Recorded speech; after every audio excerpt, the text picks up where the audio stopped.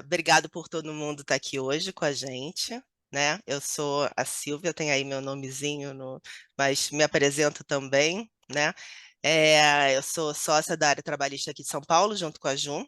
Quero que todos sejam muito bem-vindos à nossa rodada trabalhista de hoje, tá? Para quem nunca participou, queria falar um pouquinho de como que funciona a nossa rodada, né?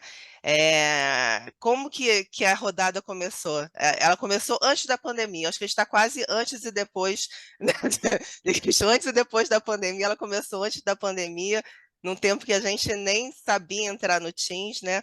Mas naquela época a gente se inspirou nesse outro evento que eu comecei a falar da história do pijama, que é a Mesa Redonda, que é um evento de compliance, que é um evento super bacana, gente, são das sócias, foi criado pelas sócias a Isabel Branco e a Gláucia Ferreira, né? E tem muito. A gente se inspirou porque é exatamente o mesmo formato e o mesmo espírito, né?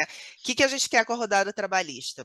A gente senta, né? Eu e a Ju, a gente pensa num tema que não é um tema muito óbvio ou totalmente definido, né? Assim, que a gente não tem aqueles entendimentos. Ah, hora extra devida, é devida. Isso a gente não teria por que vir discutir isso aqui. Mas a gente, ultimamente, tem tido muito tema palpitante na Justiça do Trabalho, né? Graças a Deus.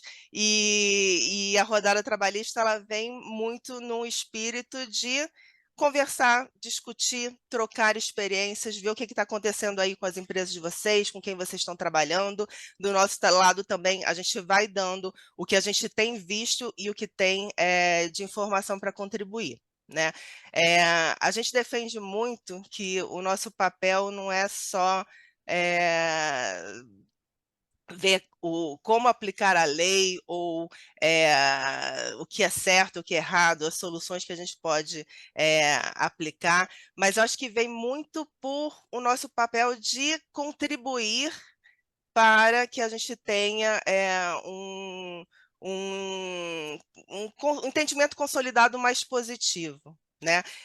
A Justiça do Trabalho ela tem sido muito criticada ultimamente por umas decisões polêmicas, né? A gente teve a questão dos aplicativos, né? Algumas ações indo para a Justiça Comum, algumas decisões sendo revertidas pelo STF, essa briga do STF, do TST e do Legislativo também.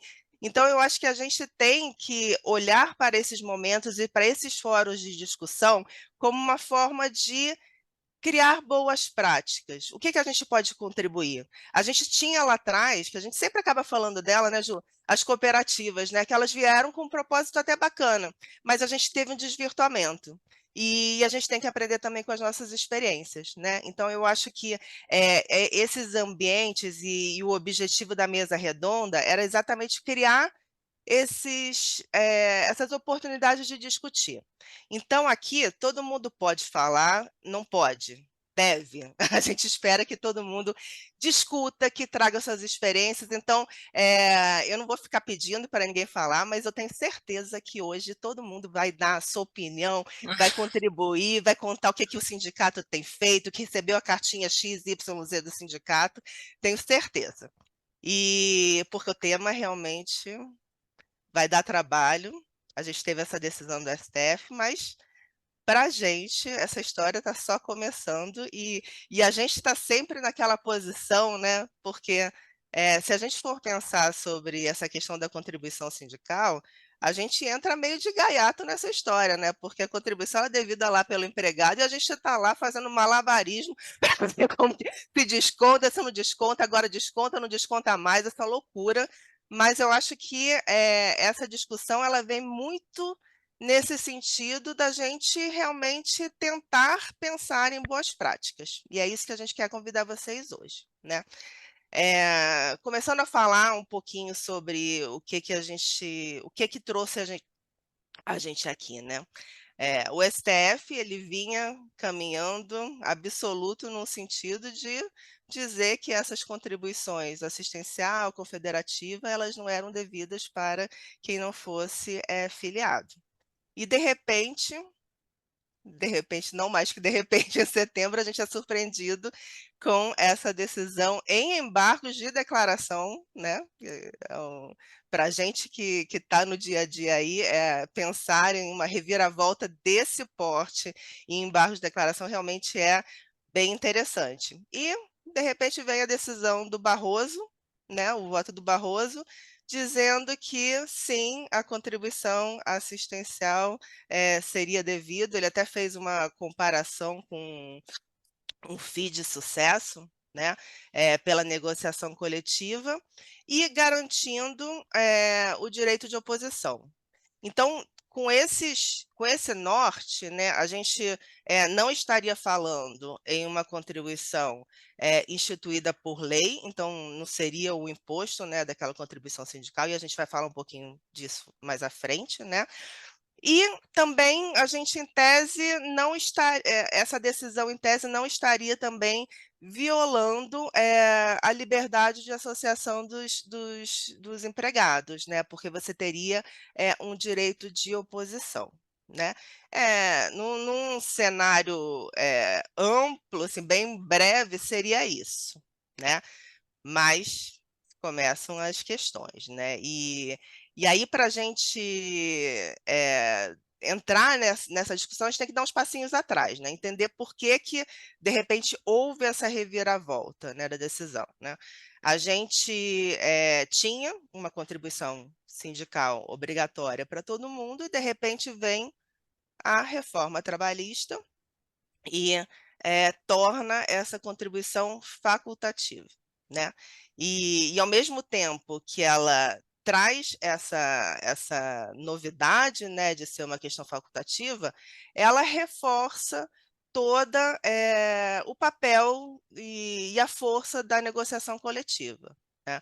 Ela dá a prevalência da negociação coletiva, fala inclusive da validade da prevalência do acordo coletivo sobre a convenção coletiva, que é um ponto Sobre o super legislado, né? importante. Sobre o legislado, ela tira um pouco o papel do judiciário, né, porque ela diz que na análise da norma coletiva vão se prender, vai ser uma questão de eventual vício ou não, mas não entrar propriamente nas discussões, e ela nos dá, no 611A e B, um norte do que poderia ou não ser negociado. Né? Mas o fato é que, se por um lado a gente dá toda essa força para o sindicato negociar, né, e por outro, a gente teve uma redução do custeio. Assim, é difícil a gente pensar que, para a cabeça do empregado, né, que tem que arcar lá com aquele valor, né, o dia de trabalho, ele vai continuar contribuindo, somado ao fato que a gente tem algumas críticas sobre a questão sindical e toda essa discussão que vai e vem da reforma sindical. Né? Então, o fato é que os sindicatos perderam muito dos seus recursos por conta dessa mudança introduzida pela reforma trabalhista. A gente, por mais que a gente ainda continue tendo, acho que, pela última vez que eu vi, acho que a gente tem 19 milhões de sindicatos. No Brasil, a gente tem muito sindicato, mas houve um número, uma redução, e realmente houve um enfraquecimento. E eu até eu acho que é dedo podre, né? Que eu tenho um dos nossos clientes está em um local que não tem nenhum sindicato que represente eles pela situação atípica da Da atividade. categoria deles, da Vamos atividade criar um deles. sindicato. Vamos criar aqui agora, gente. Ser precursores de uma mudança de sindical. É. Mas o fato é que realmente teve esse enfraquecimento, e essa decisão do Barroso vem um pouco nessa linha, né, de você ter uma forma de ter esse custeio, né, ainda mais com toda essa posição do STF, dá realmente validade do negociado sobre legislado, inclusive com o tema 1046, né?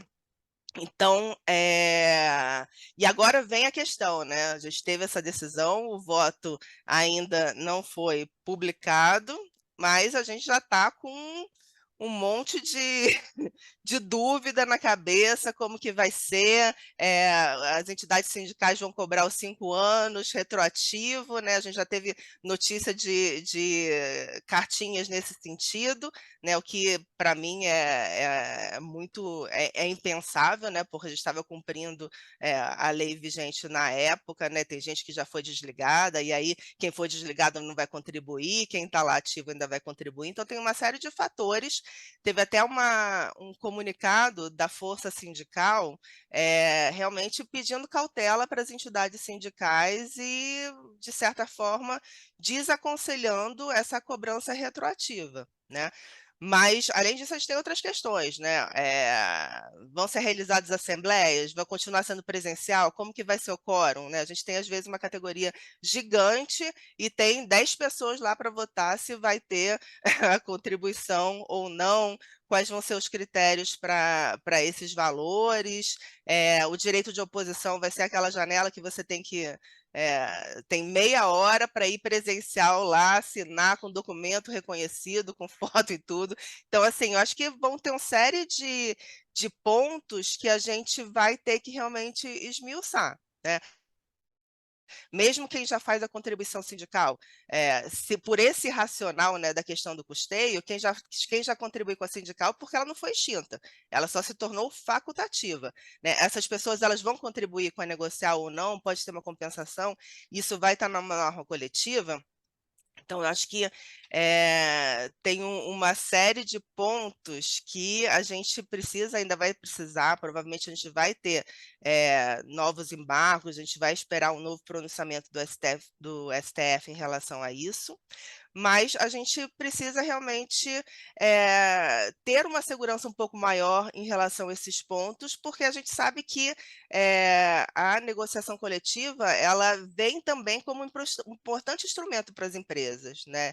A gente sabe que tem uma série a gente vive num país de realidades totalmente distintas e tem uma lei única, né? Então, é importante que a gente possa ter essa via da negociação coletiva para esses ajustes, né, em relação à nossa realidade e poder trabalhar melhor, inclusive nessa própria linha do STF do tema 1046. Então, acho que a gente tem o nosso papel aí de discussão, inclusive, eventualmente, ter uma atuação mais próxima do patronal, né, da mesma forma que a gente fala do custeio das entidades, dos empregados, também o custeio da patronal, e ter uma aproximação até para a gente ir trabalhando nessas linhas e para ter uma segurança jurídica um pouco maior, enquanto a gente não tem uma definição total por parte do STF em relação a esses pontos, né? Então, acho que para a introdução da nossa conversa, eu pensei em falar esses pontos. Eu acho que vale a Ju também falar um pouquinho desses tipos das formas de contribuição, né, que é um ponto que tem trazido dúvida, né? Alguns dizem que a primeira decisão do STF ela tinha contribuído o conceito, confundindo o conceito de contribuição confederativa e assistencial, né? Então, acho que, Ju, fala um pouquinho disso para a gente depois ouvir qual tem sido a experiência dos nossos amigos aqui que estão presentes. Obrigado, gente. Obrigada, Sil. Enfim, acho que para a gente conseguir falar desse tema, a gente tem que resgatar algumas premissas, né? Toda essa celeuma, ela transcende o mundo do direito, embora importa ao direito, porque são as relações da sociedade, né? E a gente ainda não tem respostas prontas para absolutamente todas as dificuldades que vão surgir. Mas o que a gente precisa ter em mente, né? Quais são as premissas que a gente precisa considerar, né? A gente concorde ou não, né? Antes da gente falar dos tipos de contribuição, a gente concorde ou não, a gente vive num sistema sindical de unicidade sindical. Né? E às vezes a gente, para começar a falar de contribuição, se é devido, se não é, a gente precisa resgatar esse conceito. O que quer dizer isso? Apesar do cliente que a Sil está atendendo não ter o sindicato na base dele, em tese, a gente só tem um sindicato que representa aquela categoria naquela região, sendo que região a gente vai considerar como o menor espaço o município. tá? Tem sindicatos que abrangem mais de municípios, tem sindicatos que abrangem o estado ou mais de um estado, tá? Então, este é um princípio da unicidade sindical. E para quem é mais curioso no tema, vai ver que tudo isso que a gente vai discutir, todas as nossas dificuldades do sindicato, é muito criticada pela unicidade sindical. Porque, embora seja um único sindicato e a gente tenha a liberdade de se associar ou não ao sindicato, a norma coletiva, ou seja, aquilo que os sindicatos negociam, é mandatório, está lá na Constituição Federal. E eu, enquanto categoria, não tenho a possibilidade de escolher o meu sindicato. Então, dentro de um modelo de sociedade organizada que a gente vive, né, com traços de liberalismo, é complicado você só ter uma única opção. O que faz desta única opção uma certa zona de conforto, que é o que a gente vive nas dificuldades de negociação sindical. O que faz com que no modelo de contribuição sindical compulsória, que era o que a gente chamava de imposto até, ficasse também muito mais confortável. Mas o fato é, isso é um dado posto, está na lei. Se a gente quiser mudar aí, está no sistema de eleger os nossos representantes para quem vai mudar isso, sendo que tem alterações na Constituição Federal, então é um pouco mais denso. Mas o fato é que a gente tem uma unicidade sindical dentro dessas premissas. O que é muito importante também, às vezes a gente acaba esquecendo, sindicato não é só dos empregados, sindicato também é patronal. O nosso sistema tem o paralelismo. Então, para todo sindicato que representa uma categoria profissional, que é a categoria dos trabalhadores, existe um sindicato correspondente para a categoria econômica, que é a categoria patronal, que são as empresas. Então, essa é uma outra premissa que a gente também tem que considerar. Muitas vezes, quando a gente está num embate, principalmente das contribuições, um ponto que a gente já começa a levantar aqui para apimentar uma discussão lá na frente. Será que a atuação também não deveria ser via sindicato patronal? Será que a gente não precisa se reinventar no nosso modelo de negociação e também atuar um pouco com o sindicato patronal para parar essas arestas? Então, eu acho que esse é o segundo ponto. Tendo essas premissas, liberdade de associação, porém com unicidade, o paralelismo pela questão do sindicato que representa os trabalhadores, o sindicato que representa as empresas, a gente tem a questão das contribuições. O que a lei traz de contribuições? Então, a gente tem a contribuição sindical, que antes era compulsória e agora deixou de ser, em 2017 com a reforma, né, que corresponde àquele um dia de trabalho, né, que é uma forma de subsistência, de custeio direto do sindicato. A gente tem a contribuição assistencial, que está na lei, e que tem como propósito assegurar ao sindicato uma taxa pelas negociações feitas, tá? A gente tem a contribuição associativa, que essa sim, ela aparece menos na jurisprudência, porque ela é devida, porque o seu conceito deriva da associação do empregado ou da empresa aos seus respectivos sindicatos, tá? Então, ela nasce com essa condição. E tem a contribuição confederativa. Juliana, o que é confederação? Que a gente também esquece, né? A gente fala muito de sindicato e fica tudo meio embolado, né? Nesse sistema de estrutura sindical, né? Então, a gente tem o sindicato que está na base, pensa numa pirâmide. Acima do sindicato, a gente tem as federações, que são a reunião dos sindicatos na base estadual. Então, pega um sindicato que tem atuação por municípios da mesma categoria econômica, né? E daí eles se reúnem daquele estado e tem a federação, perdão. E acima da federação tem a confederação, que é nível nacional, tá? Então, a contribuição confederativa é devida à confederação pela sua atuação. Junto com as confederações tem as centrais sindicais, que não têm uma atuação de representatividade direta, né? Mas estão ali como um órgão quase que político, tá? Com atuação política, vamos entender aqui político diferente de partidário, tá? É isso, resgatando as aulas de direito sindical da faculdade. Dito isso como premissas, né? O que aconteceu agora? na hora que a gente começa a ler as decisões, né, e a gente até foi resgatar umas, vira um imbróglio, porque a gente tem decisões do ano passado dizendo uma coisa, pela mesma situação de fato, e agora uma outra diametralmente oposta. Né? O que a gente tinha até então com súmula do STF, que era a súmula 40, foi convertida pela súmula 666. A gente tem o precedente normativo 119 do TST, que a gente fundamentava em todas as esferas, né, para justificar o quê? Contribuição assistencial, precedente normativo 119 do TST. Contribuição confederativa, súmula 666, são 3 meios só, do STF, dizia que não era devida a contribuição confederativa ou assistencial daquele que não é associado. Juliana, isso mudou com a decisão do STF? Mais ou menos. Por que mais ou menos? Porque o STF, né, até tem um vídeo que a gente pode compartilhar depois do Barroso, né, que até a Silvia comentou, ele fez um paralelo com honorários advocatícios, né, com uma taxa de sucesso para justificar o porquê que a contribuição assistencial, então a gente está falando daquela contribuição devida pela taxa de negociação, tá?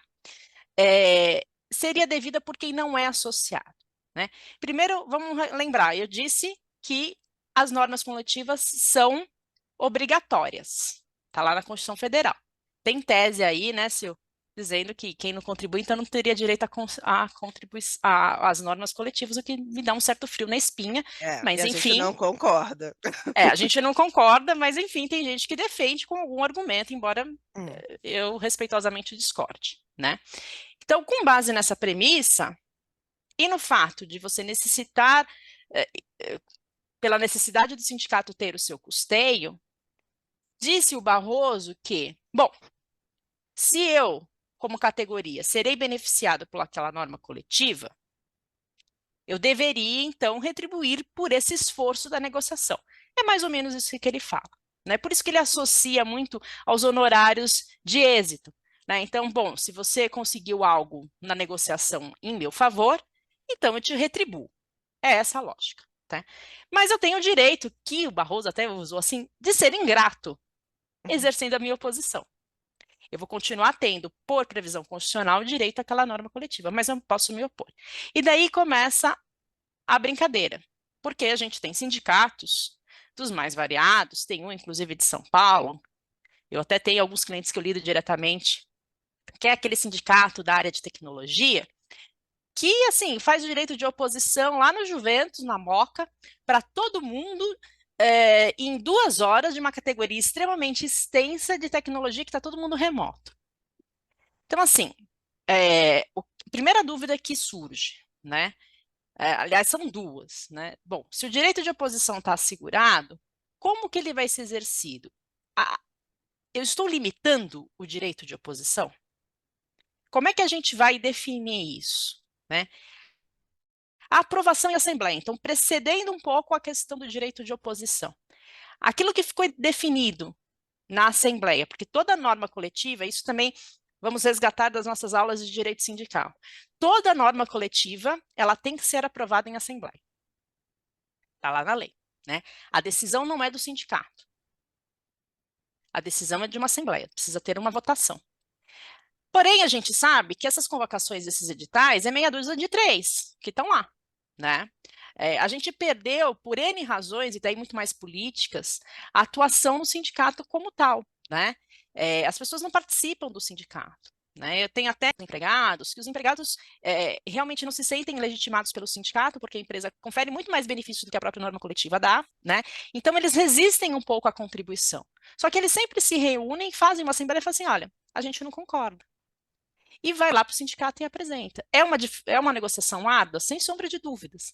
Mas em termos ideológicos, vamos colocar dessa forma, academicamente falando, é o exemplo ideal da negociação coletiva, do exercício da maioria, da vontade, aquilo que a gente chama, tem um nome bonitinho, né? Autonomia coletiva da vontade, né? O exercício desse direito. É isso que talvez a gente queira colocar aqui em discussão, como um ponto essencial. Como que a gente está lidando com este exercício? Lembrando que, enquanto empresas, nós também somos representados pelos sindicatos patronais. E como que a gente pode ter uma atuação preventiva, né, e presente para que a gente não sofra com as discussões futuras da norma coletiva, né? Então, essa celeuma toda da contribuição só volta para a gente com uma lição de casa de, dentro desse mundo hoje de ESG, que fala muito de responsabilidade social e de governança, e aqui a questão sindical cabe nas duas letrinhas, do S e do G, como eu, empresa, consigo me reestruturar diante desse novo cenário. A gente enfrenta inúmeras dificuldades com os empregados que não querem contribuir e eles têm o direito, e a gente não pode exercer a influência nesse direito, seja para contribuir ou não, né? Porque existe a liberdade e a gente não pode praticar um ato antissindical também. Então, essa é outra pitadinha que a gente traz para essa discussão, né? E aqui cabe até um parênteses, né? Eu aprendi, né? E sempre foi isso que a gente fundamentava, até porque está na convenção da OIT 98, e eram os precedentes, que se a empresa paga diretamente ao sindicato da categoria profissional, ou seja, sindicato dos empregados, a taxa de negociação, você fez um acordo comigo, então eu vou lá e pago a taxa. Eu estou comprando aquela negociação. Isso seria um ato antissindical. Tem condenações, inclusive, tem uma decisão nesse sentido do TST de 2012.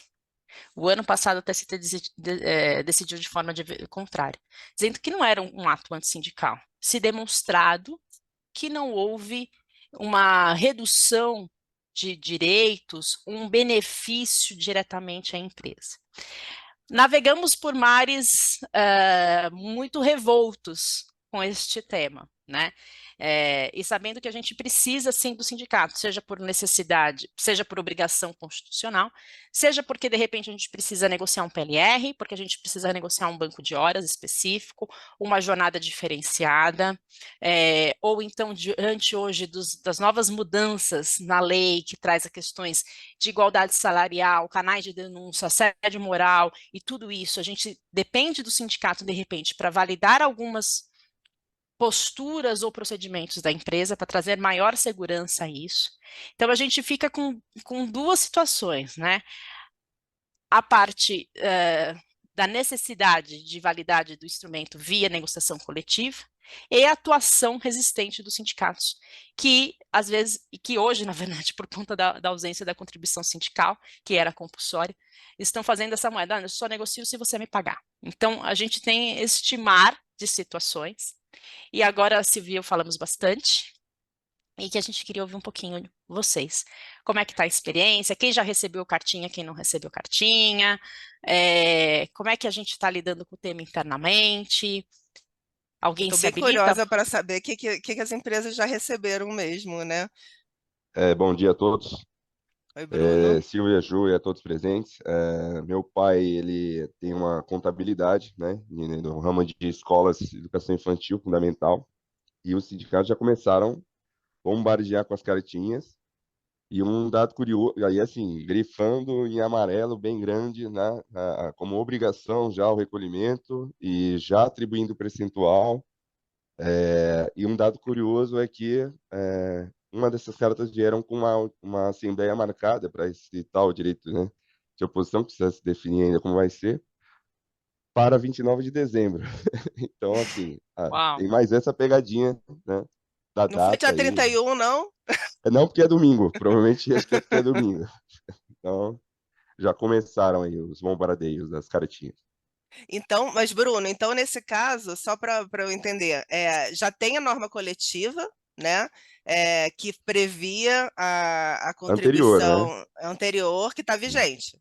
Isso, e aí, não como obrigatório, não tinham como, né, obrigar, mas fundamentando-se do voto, né, dos votos lá, 9-1, etc., é, colocaram grifado bem grande, que olha, a partir de agora é obrigatório, né, 5% do valor, e haverá uma assembleia para a opção dia 29 de dezembro, coisa super Então eles Tá fizeram certo. fizeram um Exato, puxadinho para colocar a contribuição antes de ter a assembleia. E, exato. é, Já definindo percentuais, assim, coisa absurda. é. Obrigado por compartilhar. Túlio, Oi, bom dia, gente. Tudo bem? bom dia. Eu não sei se tem mais alguém aqui. Eu tô lidando com o Sindicato dos Comerciários aqui de São Paulo. Não sei se tem mais alguém aqui que tá com eles. A gente ainda não teve O ainda a nosso convenção. Patá. Isso, exato. Eu tive lá recentemente e eles estão no meu pé mais por conta de outro assunto aqui, que foi questão de demissão coletiva sem negociação. É outra história, é outro problema difícil. Estou tendo algumas rodadas de conversa com eles lá. E perguntei sobre convenção, a convenção está vindo, e, assim, eles estão meio ainda fechados, senti que eles estão observando os outros e o mercado para ver como vão agir, mas eles já me falaram assim, a gente já contratou 30 pessoas só para ficar recebendo as cartinhas aqui, temporárias.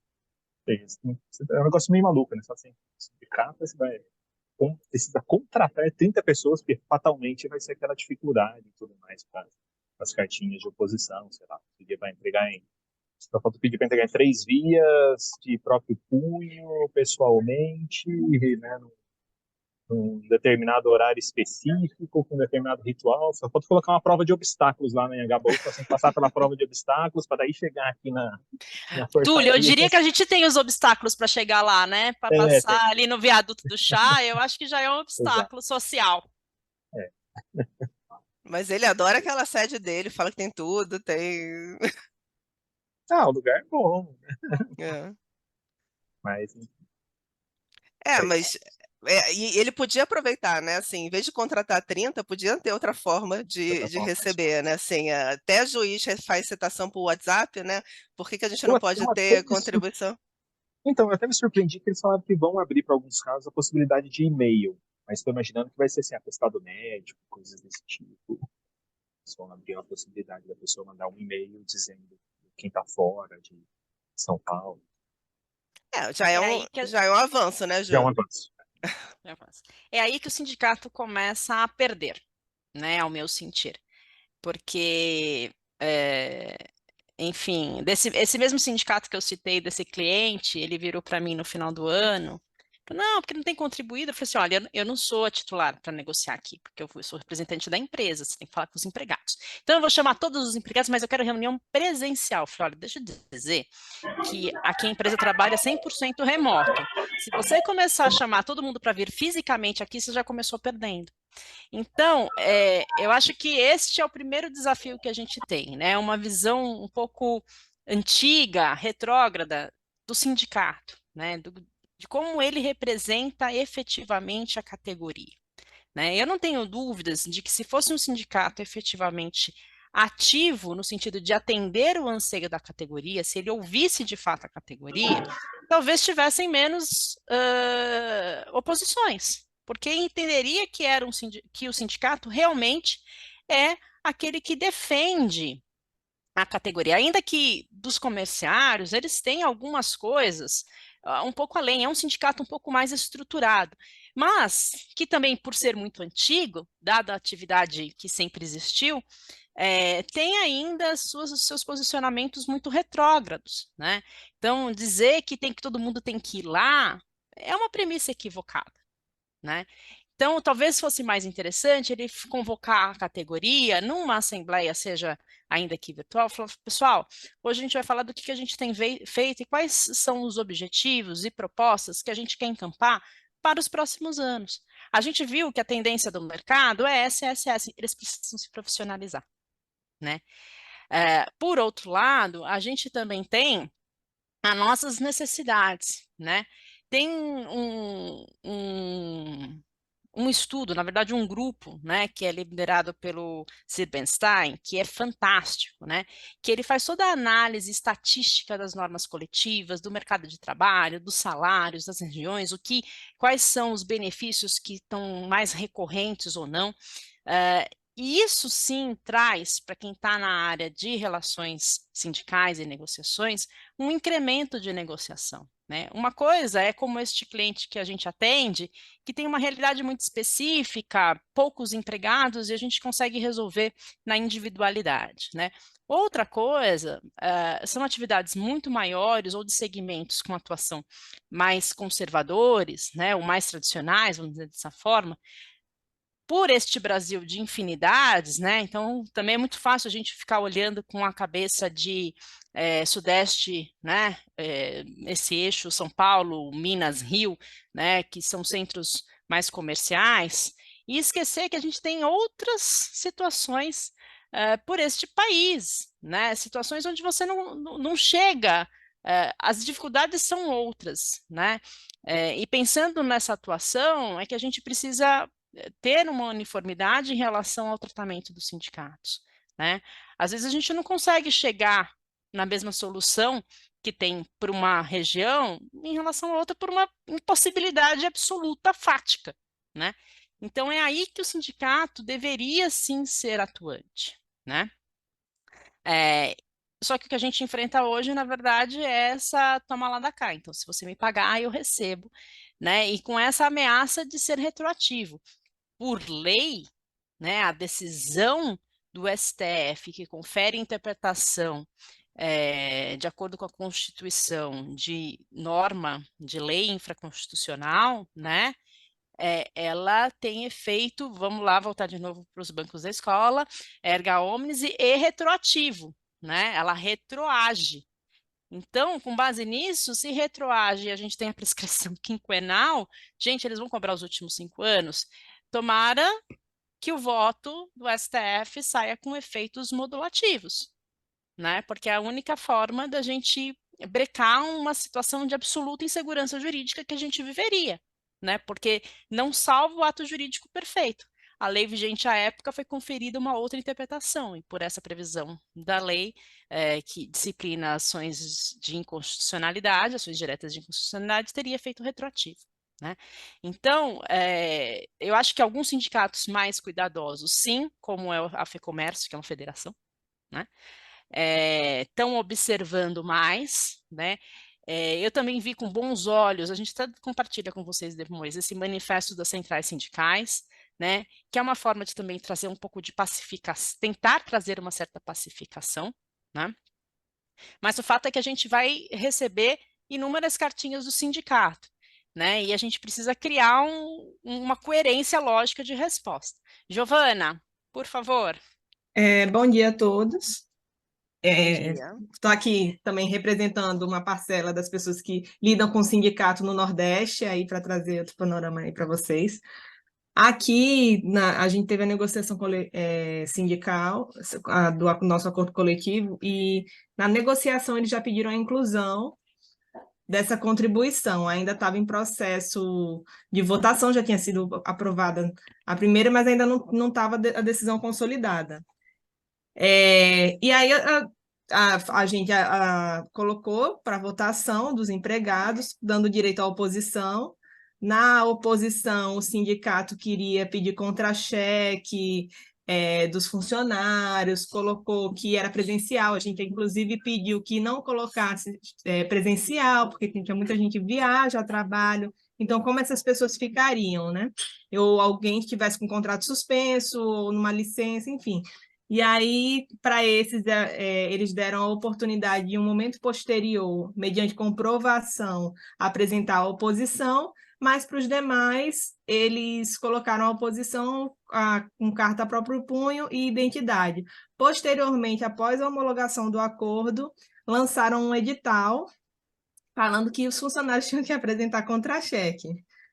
E aí foi absurdo, né? E a nossa orientação quanto à empresa foi informando aos funcionários que eles não precisavam encaminhar o contra-cheque, só eram seguir as diretrizes que estavam no acordo coletivo que eles tinham aprovado, e nada mais, que eles não iriam descontar o valor se você apresentasse um documento ou não apresentar, deixasse de apresentar o contra-cheque, porque assim os funcionários foram ameaçados nesse sentido, né? e absurdo, porque é um sindicato que está ali para defender os funcionários. Mas só que no momento da oposição, naquele período, né, eles de fato só exigiram que estavam no acordo coletivo e aí, assim, aqueles que no ato, né, que a gente pediu que no dia da votação isso fosse esclarecido, que tinham direito de oposição, onde é que precisaria se opor, qual era o local que precisaria levar. E aí alguns funcionários ainda assim perderam, mas a maioria conseguiu opor, né? Agora o que eu fiquei aqui na dúvida, Juliana, é que você estava falando com relação a essa retroatividade dos 5 anos, porque eu me corrija se estiver enganada, ele fala na decisão dele, ele fala que teria que ser mediante acordo coletivo, né? Essa cobrança. Mas o que a Então, gente tem visto até só uma pergunta, Giovana, qual é a categoria? Da mineração. Ah, mineração. E aí a minha dúvida é como é que você cobra 5 anos de acordos que já não têm mais validade? Na verdade, assim, se a gente pensar nesse sentido, se a decisão do STF diz que deveria ser aprovado em assembleia e prevista norma coletiva com direito de oposição, isso já deveria ter sido acontecido lá atrás, né? Então, assim, a gente não tem como essa decisão produzir efeito em relação a normas coletivas que já passaram também, né? Eventualmente pode ter sido apresentado o direito de oposição e aí você não poderia cobrar também. Então, eu acho que a gente não tem, eu acho que essa posição que o Bruno deu foi uma tentativa de emendar a decisão do STF. E é o que a Juliana falou, assim, a gente espera do fundo do nosso coração que exista uma modulação nessa decisão do STF, porque senão a gente acaba gerando uma distorção, né? Que foi o que eu tinha falado no início. Tem gente que já saiu de empresa, então só quem está ativo vai cobrar. E até se a gente pensar, né?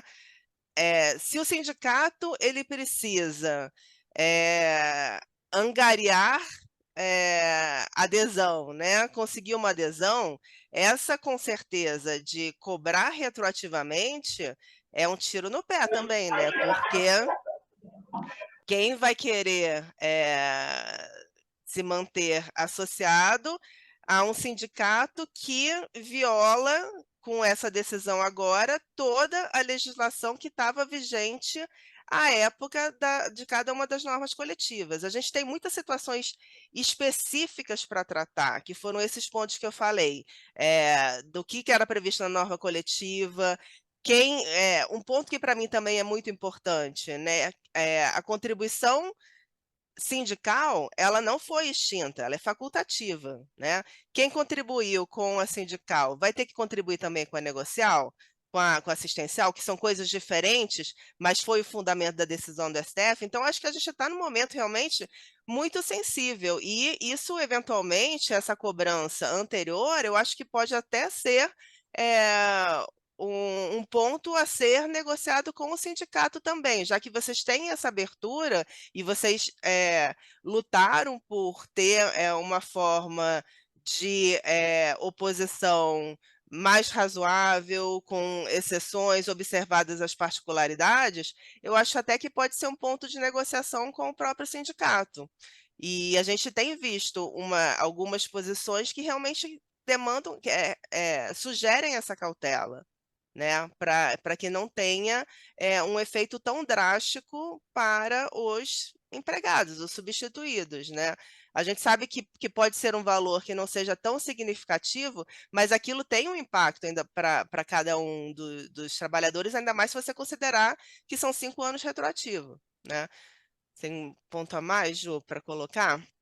eu acho que isso daí vai gerar grandes celeumas, né? Porque se o sindicato realmente assegurou, ainda que na redação da cláusula, o direito de oposição nos acordos já não vigentes e teve uma assembleia, ainda que torta, em tese, os requisitos formais da decisão atual da STF foram cumpridos.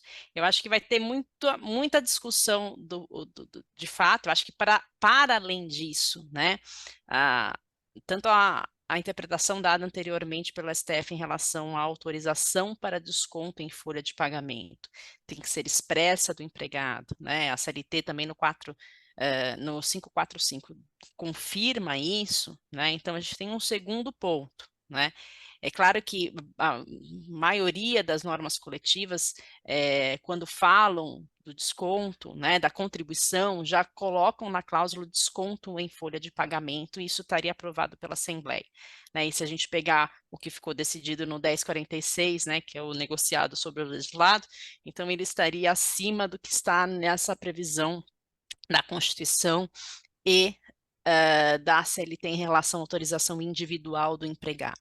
E isso tudo imprime para a gente, enquanto empresa, revisitar as nossas boas práticas, né, sobretudo sob o ponto de vista de governança, né, inclusive, para que a gente não cometa riscos de condutas antissindicais, mas, ao mesmo tempo, seja suficientemente informados, né, e te informe os empregados sobre a regra. Eu costumo sempre dizer, quando vem essas situações onde começam a perguntar, mas o empregado não quer, eu falo assim, olha, é o exercício do direito do empregado, eu tenho que facilitar se ele quer exercer o direito de oposição, e eu tenho que divulgar os termos da norma coletiva, né? Eu acho que esse é um aspecto que talvez a gente tenha se perdido aí na história, né? Mas que talvez a gente possa retomar, né? E outro ponto que a Giovana comentou, eu não sei se a Bruna está ainda aqui, mas que ela falou que o sindicato está pedindo contra-cheque, né? O sindicato está doido para ficar pegando dados assim, e esse salário é dado pessoal, né? Às vezes até dado pessoal sensível, dependendo. E o CADIM já, inclusive, falou que divulgação de salários, né? Pode ser um dado confidencial das empresas, né? Porque isso pode gerar Ô, concorrência. Juliana, desculpa até lhe interromper. Até antes da negociação sindical, como era um sindicato novo que estava entrando, que eles entraram pedindo na justiça, tiraram um sindicato que estava representando a categoria, e entrou esse sindicato, que ele era mais específico, eles estavam pedindo para que o RH fornecesse a lista de todos os funcionários com o cargo e o salário. E a gente pontuou que jamais a gente ia fornecer isso, porque exatamente a LGPD proíbe esse tipo de fornecimento, e que caso ele quisesse, ele provocasse os empregados para que eles próprios fornecessem a eles. Mas ninguém quer fornecer contra-cheque, ninguém. Exatamente. Então, a gente tem, é o que gostamos muito, né, Sil, de olhar as situações não só por uma perspectiva, mas sim puxar um pouco o foco e olhar todas as esferas, né? Então, enfim, o sindicato adora pedir a GFIP. Tem empresa que nem transmite mais a GFIP por conta da integração com o E-Social. E eles querem, na verdade, eles querem saber se o que você está contribuindo está de acordo com o salário lá. Eles querem ter a segurança do custeio, né? E a contrapartida, que é efetivamente a representação da categoria, e estou falando aqui dos dois lados, tá? Patronal e empregados.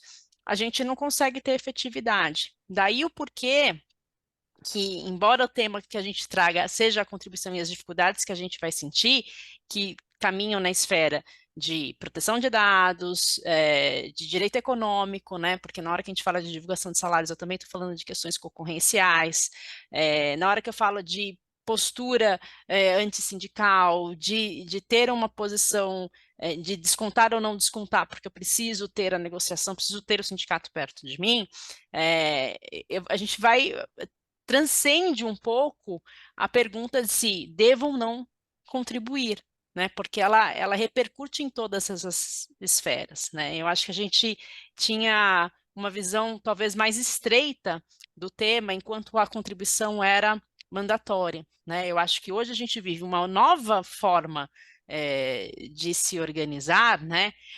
Tem até uma música que fala assim, a nova ordem mundial, não tem? Eu acho que cabe bem aqui agora. Então, existe uma nova ordem mundial pós-pandemia que nos faz colocar de uma forma diferenciada. E fico muito feliz, Giovana, de ouvir do seu lado que vocês resistiram com uma base legal forte para dizer, não vou compartilhar. Se você quiser, você peça para os empregados. E daí os empregados também não dão. E o sindicato vai fazer o quê? Ele não pode fazer nada. Porque se ele entrar com uma ação, ele vai perder. Bom, não sei se ele vai perder, porque tem juiz Não. para todo, tem decisão para todos os lados. Mas o bom senso e a lei diria que ele não tem uma taxa de sucesso numa ação dessa. Do nosso lado é muito complicado, porque assim a gente quer trazer a transparência, a publicidade para os funcionários, para que eles entendam no que eles estão votando e no que eles estão acatando, porque a gente está lidando com um sindicato de meias palavras e meias verdades. Então, eles falam o que convém a eles e o que interessa a eles falar. E aí, com essa questão da oposição, entendeu? No momento da votação, a gente fez a provocação para que eles explicassem melhor, as pessoas que estavam ali, porque o que ia acontecer? Muita gente ia comer bola e não ia se opor, mesmo não acatando. Tiveram pessoas que estavam viajando a trabalho e apresentaram a oposição posteriormente, e o sindicato veio para o RH perguntar por que não houve o desconto. E a gente explicou, não houve o desconto, porque essa pessoa estava viajando, comprovou a oposição, encaminhou para vocês, com passagem aérea, com a carta a próprio punho, e ainda assim eles ameaçaram falando que iam entrar na justiça cobrando essas contribuições dessas pessoas. O que não faz sentido. Então, assim, a gente está em um momento muito delicado, porque a gente está lidando com um sindicato que ele é extremamente complicado. Então, E tudo que, ele leva. infelizmente, é a maioria, né, dos Uhum, sindicatos. Essa é a postura é. da maioria dos sindicatos. Mas é uma postura bem agressiva, entendeu? Porque a gente tem um discurso aberto de transparência, quer trazer isso para os funcionários, quer que entendam, porque a gente sabe que nem todo mundo tem um conhecimento. Então, uma pessoa que tem um nível de conhecimento mais baixo, a gente traz uma linguagem mais objetiva para que eles entendam, para que, de fato, se eles se sentem representados, eles tenham a livre escolha de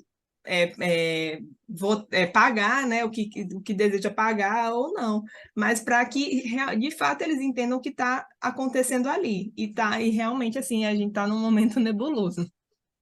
Mas isso que a Ju falou, Giovana, é bem importante mesmo, a forma de comunicar isso, né? A cautela na forma como a gente vai comunicar.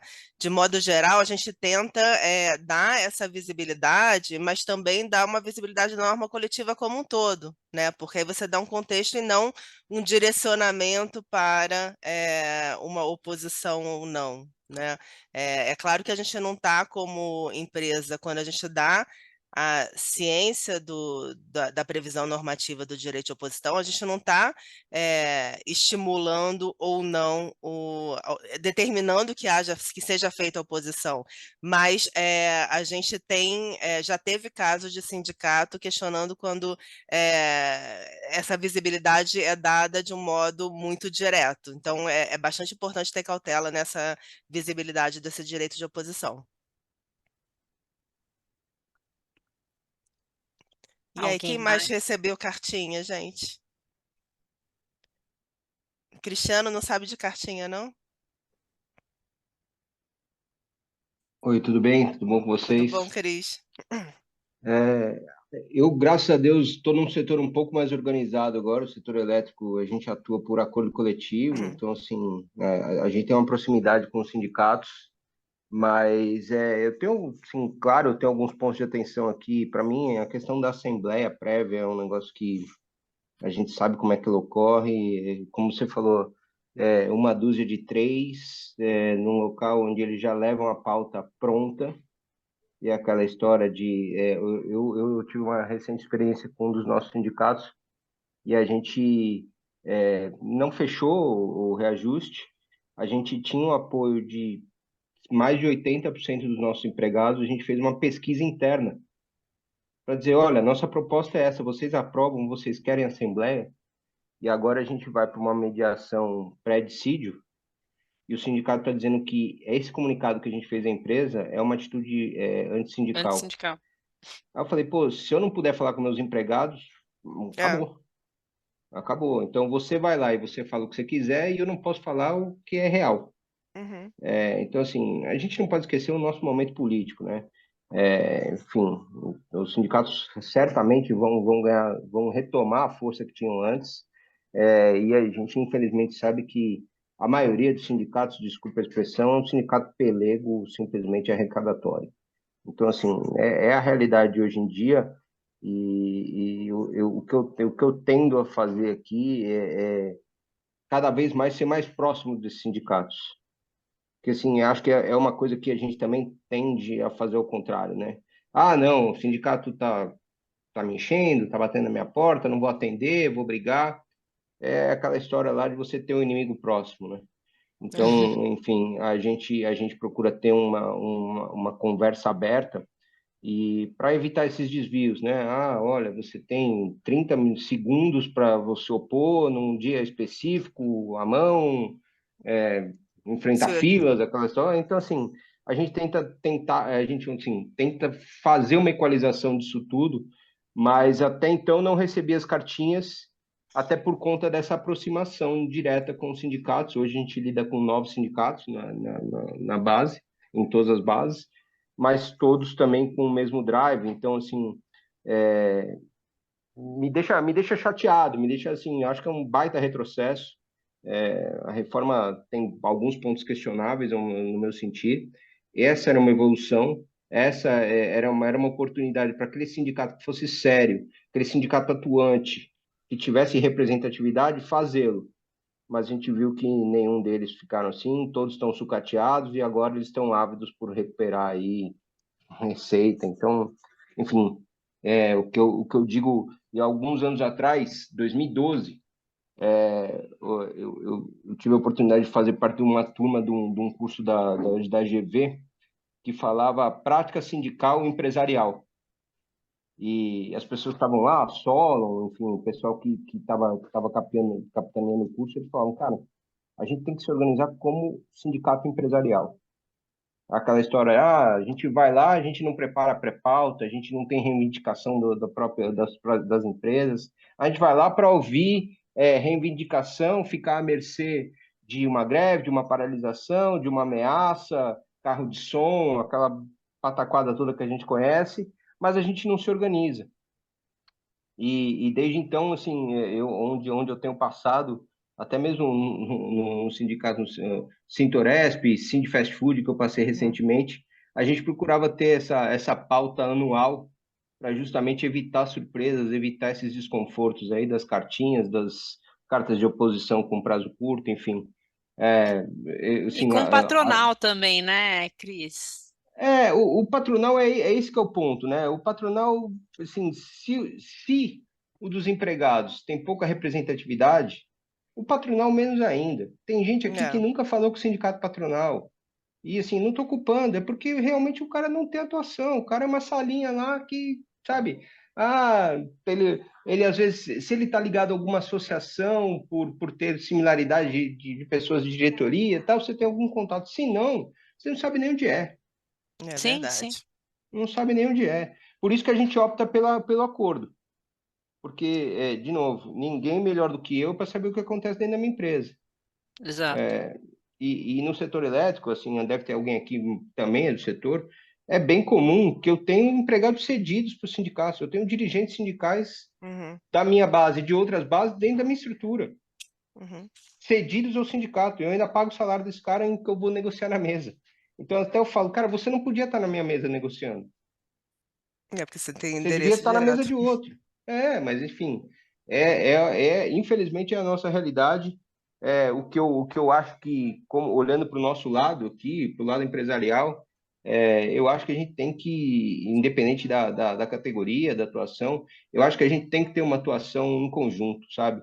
Os caras são muito fortes, os caras têm força política, e a gente fica nadando contra a maré, ninguém se une, ninguém sabe, junta forças para que a gente possa, pelo menos, equalizar a balança, né?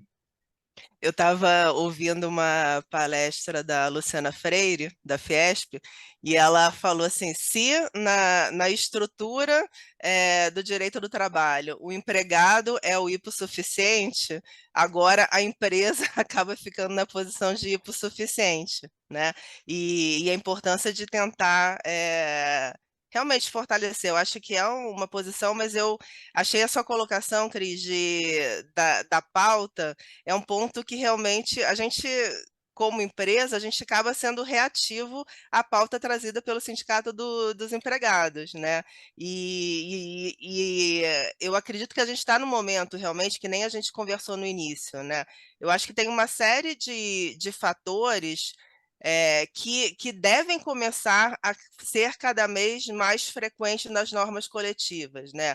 A gente tem a questão do assédio sexual, né, do canal de denúncia, de formas protetivas, cursos, né, que a gente, como empresa, quer um aumento de produtividade, né, de capacitação. Então, por que também não buscar essa inclusão de práticas nesse sentido dentro da norma coletiva, né? E quando você diz que você tem uma pauta interna dos seus empregados, né, é muito importante que a gente também tenha, da mesma forma que é importante estar próximo do sindicato, é importante também que os empregados eles estejam próximo da gente também, porque a gente sabe que tem isso, empregado versus empregador, né? Mas muitas vezes a gente tem empresas que têm políticas interessantes e bacanas e o empregado pode também ter essa visibilidade no momento de sugestão de greve por parte do sindicato, de intransigência de negociação.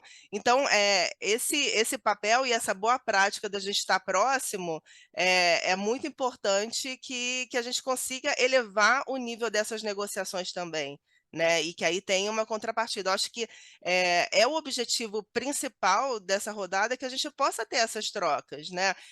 De situações que podem crescer, que podem ser incluídas, e eu acho que as normas coletivas a gente vê que começam a ter mudanças, né, em relação ao perfil, ao que está sendo questionado, ao que está sendo negociado. Eu vejo isso com muito bons olhos, inclusive por essa questão do ISD mesmo, né? Eu acho que a tendência é que a gente tenha normas coletivas com mais atuação e que aí sim o sindicato possa mostrar o success fee dele, né, para justificar a contribuição, tendo normas que não simplesmente se repetem ao longo de anos sem mudar praticamente nada, né? Os sindicatos eles negociam o índice de reajuste, ponto. O resto é aquela mesma norma coletiva de 1900 e bolinha, né?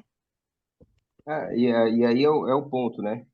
Tanto se fala na liberdade sindical, que está prevista na Constituição, pô, se eles pudessem efetivamente exercer isso, a gente tem um exemplo dos Estados Unidos, sindicatos que extrapolam categorias por terem representatividade, por conhecer o negócio, por terem comissões dentro das empresas, dentro da fábrica, para trazer a realidade do dia a dia para discussão, para uma pauta, para fixar ali direitos, deveres, entendimentos. Então, assim, é o que eu falei, é a grande oportunidade para sindicatos aparecerem, mostrarem o serviço, aconteceu depois da reforma. Todo mundo aqui passou pela pandemia e a gente sabe o sufoco que foi para quando tinha aquele vai, não vai, suspende, fato do príncipe, não sei o quê, ninguém sabia o que fazer. Você buscava o sindicato, ninguém foi atendido também. Ou foi a oportunidade ali para o cara vir numa clara extorsão, falar, não, tudo bem, eu faço o que você quer, mas olha, tem a taxa negocial aqui, ele fazia um cálculo retroativo dos anos que ele ia perder e tal, e te cobrava uma taxa negocial. Então, assim, infelizmente, eu sou muito cético com relação ao sindicato, assim, eu acho essa história, eu trago eles perto para a gente poder ter o inimigo perto, ter essa constante pauta para evitar surpresas, mas para mim é uma coisa que, se não existisse hoje no Brasil, seria melhor. Não fala isso. Mas assim, só um contraponto em relação a isso na pandemia, eu tive uma experiência boa de negociação de acordo de suspensão sem cobrança de taxa, foi e efetivo para a negociação. Então, acho que tem sindicatos e sindicatos, né? E a gente tem esse projeto de reforma sindical, né? Que tem alguns pontos que podem ser interessantes, né? A questão de pessoas presidentes que se perpetuam no mandato por anos e anos. Então, assim, existem alguns pontos interessantes que a gente pode vir a enfrentar nessa reforma sindical. Eu acho que a gente ainda sai, não sai, a gente já viu, né, Ju, alguns projetos que estavam indo numa linha, de repente volta, mas a expectativa é realmente que a gente tenha uma mudança na estrutura sindical e que que vá nesse sentido de trazer uma efetividade para a atuação deles, né?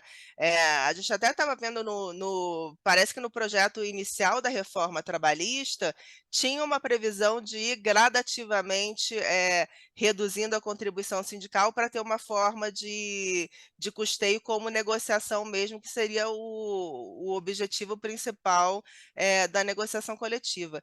Mas, por outro lado, não me parece também que a simples exclusão da contribuição sindical seja o caminho. Eu acho que a gente tem que chegar numa estrutura equilibrada e que gere realmente uma possibilidade de custeio para eles e que se pudesse ter esse paralelo, né, de eficiência e custeio, eu acho que a gente começava a se aproximar mais do dia a dia que a gente tem. A gente é procurado para ser advogado, mas se a gente começar a perder a ação, não vão mais procurar a gente, né? A gente não vai. Então, eu acho que deveria existir uma forma intermediária de custeio que levasse a uma eficiência maior do sindicato, mas que a gente não tem como não ter eles de ambos os lados, eu acho que a gente não tem com a nossa estrutura atual e tendo o efeito erga omnes das normas coletivas. É por isso que, pessoalmente, eu entendo que deveria ter um pluralismo sindical. Mas aí fica para o banco da academia a discussão. Tem muitos desafios, é quase que utópico, mas se a gente tivesse uma concorrência entre os sindicatos, né, eu teria muito mais condições de me vincular àquele que efetivamente representa, né? A representatividade da categoria que está lá no artigo 8º, 3º da Constituição Federal, que é o objetivo do sindicato, ela não existe, ela é esvaziada absolutamente, né? E é aí que, ao meu sentir, onde nasce, né, a fonte de todos esses problemas, né? E hoje a gente lida com cartinhas pedindo retroativo, sindicato pedindo contra-cheque dos trabalhadores, limitação do direito de oposição, né? Então eu acho que uma grande discussão que vai começar a surgir a partir de agora é quais são os limites, né, desse direito de oposição, qual que é a razoabilidade e proporcionalidade disso, né? Será que é contratar 30 pessoas para receber a solução, ou será que é um elastecimento? Qual é a racionalidade entre o período de exercício, a base da minha categoria, então quantos são, qual que é o modelo de trabalho dessas pessoas, como é que eu divulguei as minhas assembleias, como é que eu fiz as assembleias, né? Qual que é a publicidade que eu estou dando, né? Paralelo a isso, eu, empresa, como é que tenho uma postura de transparência, como a Giovana estava colocando, alinhada com as minhas condutas internas, né? Então, porque isso também passa por uma questão de governança, sobretudo, né? De códigos de ética, de não corrupção, né? Então, envolve inúmeras análises no final do dia que vão para além de saber se eu desconto ou não a contribuição do sindicato, se o empregado concordou, se o empregado não concordou, né? Porque até chegar a essa conclusão, a gente passou por algumas situações, né?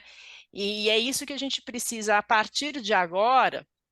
No passado, a gente sempre deveria ter feito isso, né? Mas era um outro contexto, né? Hoje a gente tem um contexto diferente, né?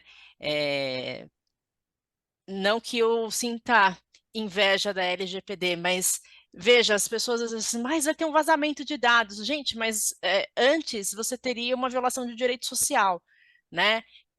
Que também é grave, né?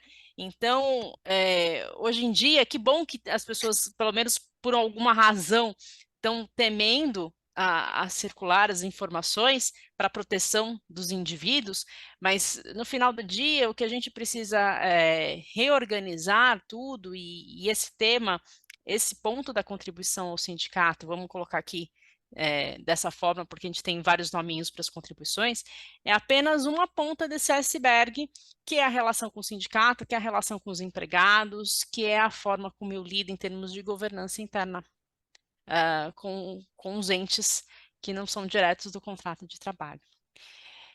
Mais alguém quer contribuir?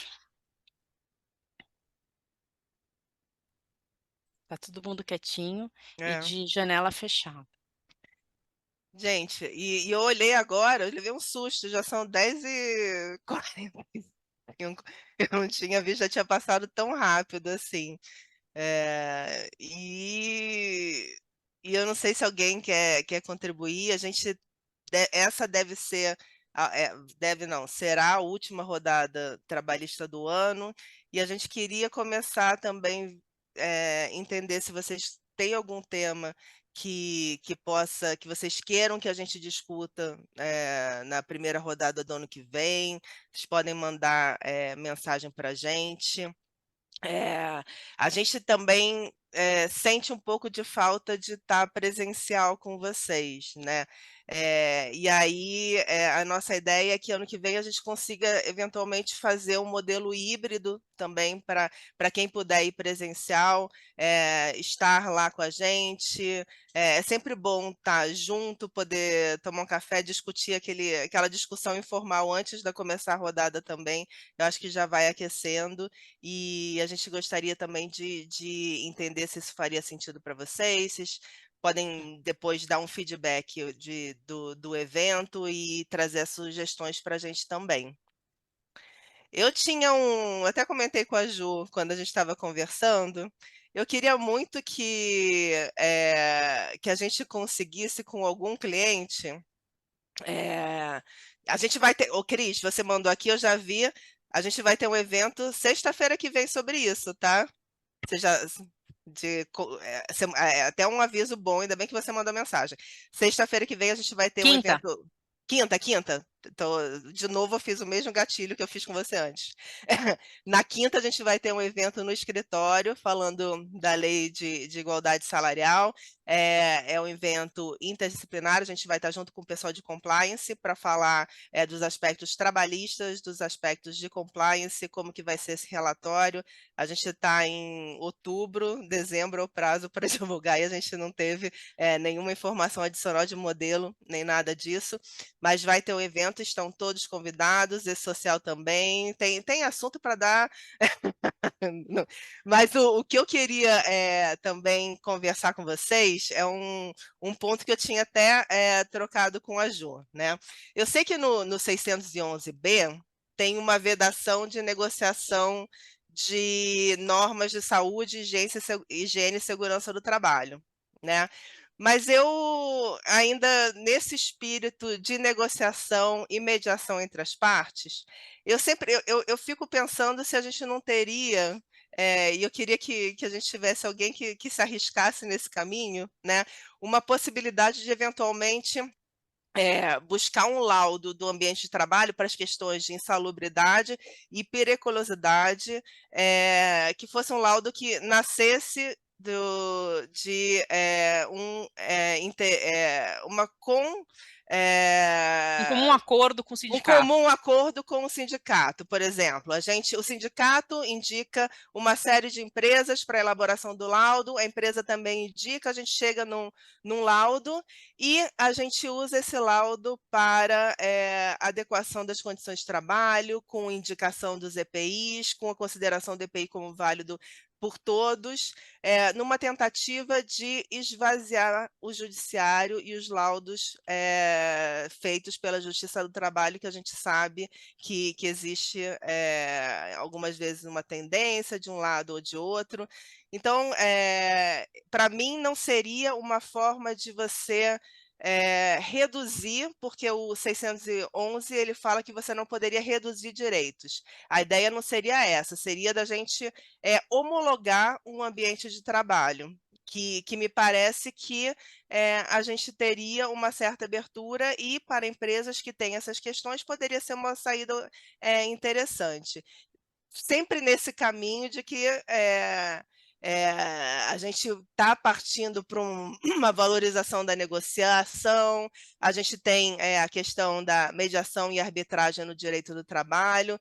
Então, eu acho que seria um ponto para a gente também poder pensar em relação a isso de alguma forma e até poder ampliar essas atuações. É claro que a gente fica à mercê de eventual consideração contrária ao ambiente de trabalho que a gente tem agora e aos laudos que a gente tem vigentes, e aí seria uma exposição, mas eu acho que é um exercício que a gente poderia pensar também. de alguma maneira. Fica a sugestão também. Desafios que É. o dia a dia de quem faz negociação coletiva acaba trazendo, e depois de tudo que é judicializado, e tanto a Silvia quanto eu, a gente tem um perfil mais preventivo, né? A gente gosta de uma boa briga, mas a gente gosta também de evitar a boa briga. E pensando nessas melhorias, né? Então, olhar para o problema com foco na prevenção dele e como que a gente pode aprimorar. É por isso que no início, quando a Silvia estava falando do propósito da rodada, que é muito mais ser no desafio da gente pensar fora da caixinha, né, sem ter o compromisso de estar respaldado por uma jurisprudência que sinalizou num sentido ou não, obviamente sempre tendo esse retrovisor, mas sendo um pouco mais trazendo um pouco mais de inovação, porque no final do dia as situações são tão dinâmicas, né, e a pandemia veio mostrar isso para gente, que muitas vezes a gente não tem a receita do bolo feita ainda. E a gente precisa sim se reinventar. E se reinventar olhando os colegas, olhando, olha, eu fiz uma situação assim e a solução foi nesse sentido, teve esse problema ou teve esse benefício, e como que a gente pode ir aprimorando isso, acho não, esse foi a razão da gente pensar a rodada trabalhista, né? Cabeças pensantes, que atuam em vários segmentos, trazendo essa diversidade para pegar um pouco o gancho da lei de igualdade salarial. Então, como é que dentro dessa diversidade a gente consegue aflorar soluções, né? E para recuperar o tema da rodada aqui, eu acho que a questão da contribuição ela está um pouco além de vamos pagar ou não vamos pagar. Eu acho que o propósito aqui da gente conversar foi de trazer um pouco, refrescar um pouco esses conceitos que a gente tem que ter como premissas, mas ao mesmo tempo colocar esses desafios que passa pela LGPD, que passa por governança, que passa pela forma como eu vou atuar, qual é o limite de uma conduta para não classificar como antissindical ou não, embora a conveniência do sindicato sempre vai tentar classificar aquilo que não é, e como que a gente se estabelece com uma coerência, né, para que a gente tenha uma tomada de decisão transparente, segura, né, ou ainda que tenha alguma zona de risco, mas que seja um risco que esteja devidamente mapeado na medida do possível, né? Eu acho que foi esse o motivo que ensejou a escolha desse tema. Ninguém mais quer falar, contribuir, dar opinião de um tema para a rodada? O Cris já falou da igualdade, a gente reforça aqui o convite para quinta-feira que vem. Esse evento que vai ser presencial, vai ser híbrido, né? Vai ter transmissão online, mas a gente estará presencialmente lá no escritório e ficaríamos muito felizes de vê-los presencialmente lá, para tomar um café conosco e a gente debater esse tema. Tem o desafio que o Cris colocou do E-Social e das obrigações de inserção no sistema, e tem tantos outros que se alguém quiser compartilhar, pode ser aqui no chat, pode ser depois nos nossos canais, que quem, enfim, gostaria de discutir algum tema sempre é bem-vindo. A Daniele aqui, você não participou do início, gostaria de tirar uma dúvida. Na verdade, em caso de não oposição, já podemos proceder com desconto? A verdade, o que a gente disse no início, Daniele, é que a gente, em primeiro lugar, a gente não tem ainda a decisão, né? Então, a gente até comentou que tem algumas centrais sindicais que têm compartilhado o comunicado para ter muita cautela na forma que isso vai ser tratado. O Bruno, né, que é do nosso time, até compartilhou que um sindicato já encaminhou correspondência dizendo que vai ter uma assembleia para tratar do direito de oposição, né? Então, se a gente tinha alguma norma coletiva que previa o direito de oposição anteriormente, naquele momento também a gente tinha uma previsão da CLT que dizia que você tinha que autorizar o desconto e uma posição do STF que caminhava nesse sentido, né? Agora, a gente está no momento de mudança. Assim, existe esse posicionamento do STF, as coisas não estão tão claras, mas também se na norma coletiva que está vigente nesse momento não foram observados os requisitos que foram tratados pelo Barroso no voto, né, a gente não teria segurança jurídica para seguir com o desconto. Né? A situação ela vai ter que ser muito avaliada no caso específico, em que situação que a gente está, como que era a norma coletiva vigente, quais foram as condições, se foi apresentado oposição ou não, se não foi apresentada oposição, se a empresa seguia a previsão que está na CLT, qual foi a situação que foi tratada.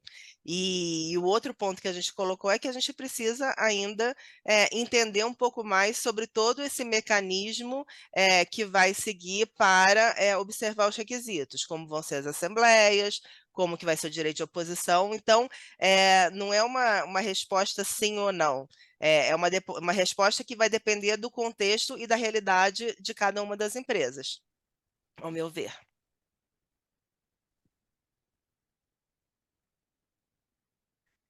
Um outro ponto também, aqui a Juliana. É pessoal do comércio, olha lá, Túlio, vamos ver. Agora, em outubro, o prazo para fazer é muito curto.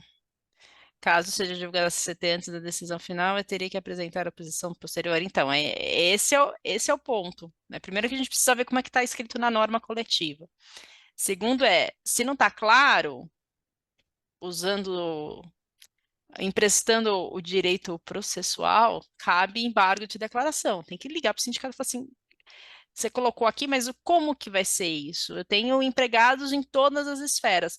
Eu acho que se a gente não começar a provocar o sindicato com todas as nossas dúvidas, apresentando não uma resistência, mas como operacionalizar aquilo que ele está querendo fazer, a gente fica um pouco na linha do que o Cristiano falou, trazendo um pouco para uma relação próxima, a gente cai em situações onde podemos assumir riscos que a gente não estava mapeando.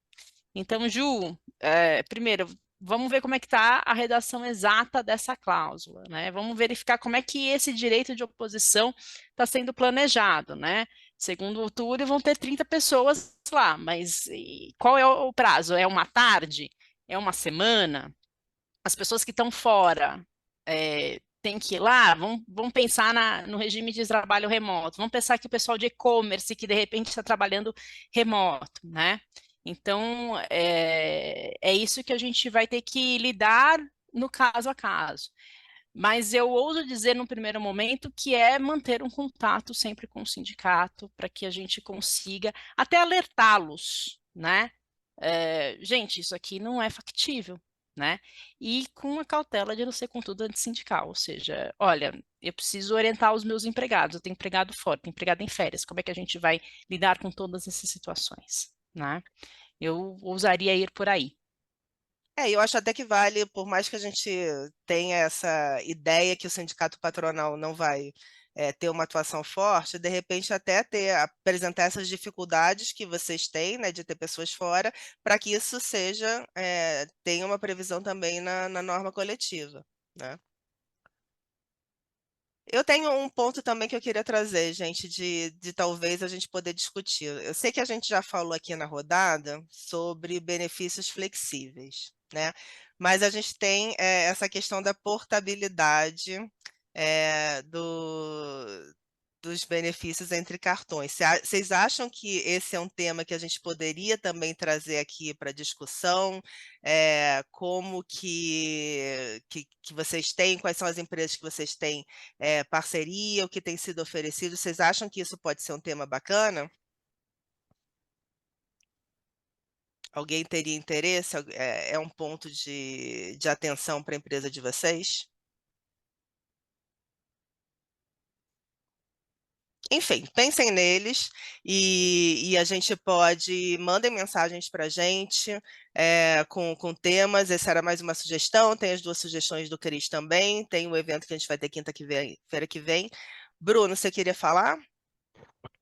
Que já existem empregados também que assistem as notícias, vêm, leem, enfim, que já se anteciparam, então, entregando cartinha próprio punho lá para a empresa, não quero nenhum tipo de desconto, e as empresas também terão que saber lidar com esse tipo de situação, né?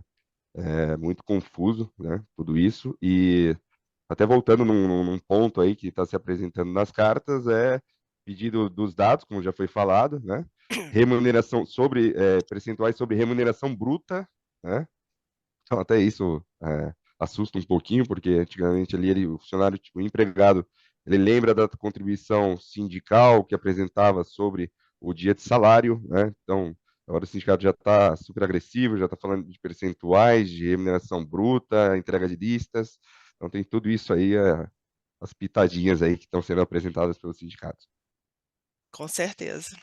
Mas é sintomático, né? Você ter tanta oposição, né? Assim, é realmente uma insatisfação dos representados em relação à atuação do sindicato, né? Assim, eu acho que é muito mais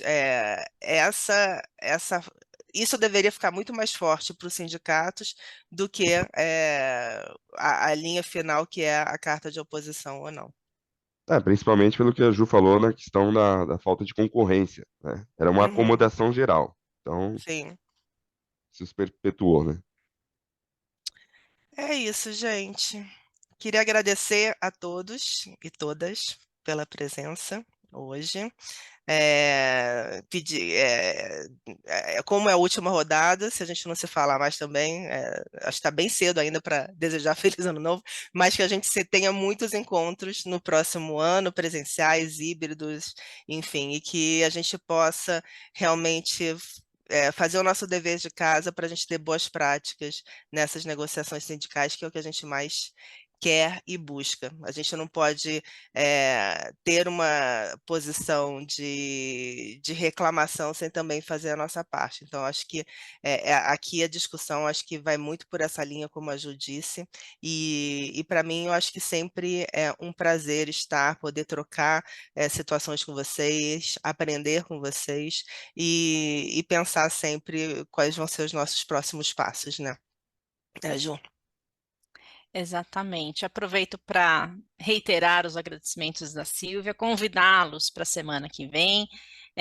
Jennifer, se você puder, quando mandar o agradecimento nos e-mails do pessoal que participou, encaminhar o link do convite, acho que fica mais fácil para todo mundo que puder e quiser se inscrever.